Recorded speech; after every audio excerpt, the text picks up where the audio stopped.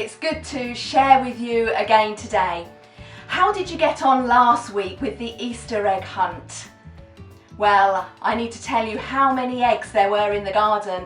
There were 56 eggs. A big well done to all of you who found 50 or more, I think, of those eggs. But if you got 56, well done. Well, today we're going to start by playing a game. And when I was a little girl, I used to play a game called Tommy. And let me show you how to play this game, and maybe this is something you can have fun doing at home with your family. So Jamie, are you up for a game of Tommy? I am, but it's a long time since I played, so you'll have to remind me how to play it. Okay, alright, well here I have some Smarty Easter eggs. Different colours. We have a purple, a blue, a green, a yellow, an orange, a pink, and a red. Now one of those is Tommy, and you're not allowed to pick Tommy. Okay, so guess which one? Blue one. Okay, no, that's not Tommy, you can have that one. Orange. That's not Tommy, have that one.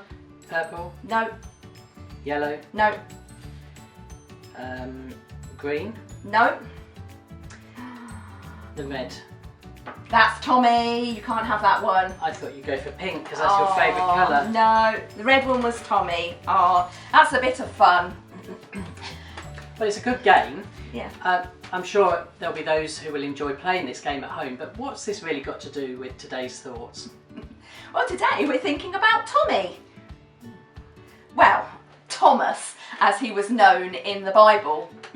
Thomas was one of Jesus' disciples, and he'd been told that Jesus had risen and was alive. But he wasn't actually in the room when Jesus appeared to his followers. So when he heard from his friends that they had seen Jesus, he didn't believe them. Well, it is quite hard to believe something that you haven't seen yourself. Yeah, that's truth, and that's where faith actually comes in.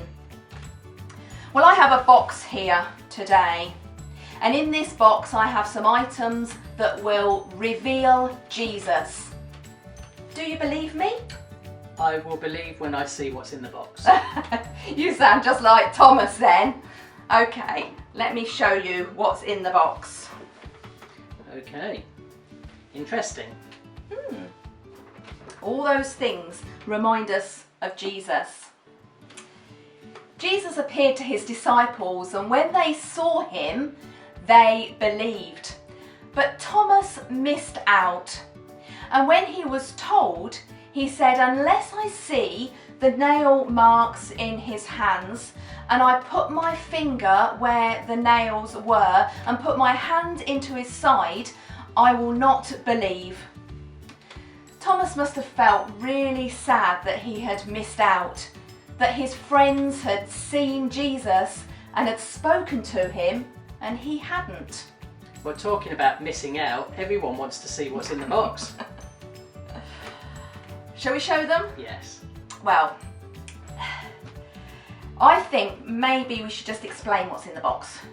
Well, I think everyone will want to see for themselves, you know, like Thomas. The disciples had seen Jesus, and then Thomas saw him and he believed once he'd seen him. Yeah, you're right. Well, I'll show them in a bit. Let me just carry on with the story.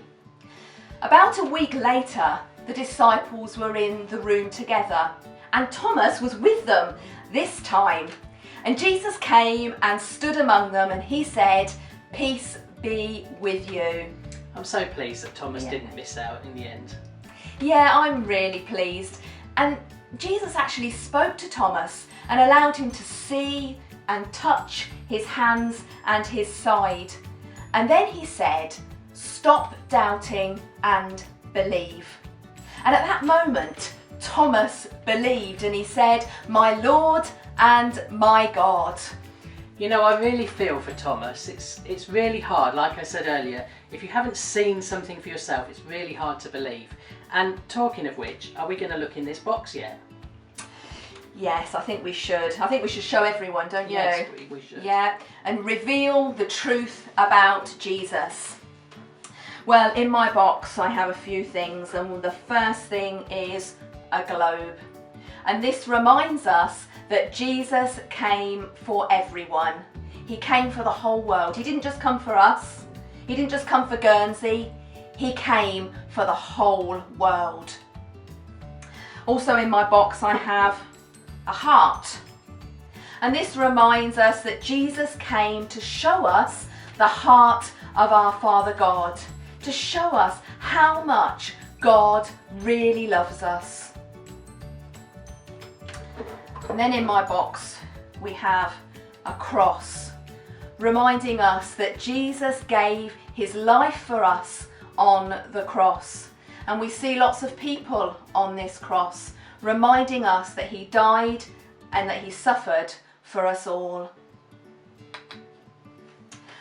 And then of course we remember that the cross wasn't the end.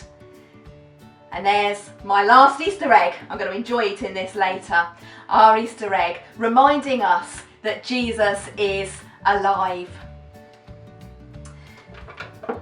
Now, this next item. I was wondering about this. How does a pink shoe relate to Jesus? Smelly shoe. It's not smelly, no.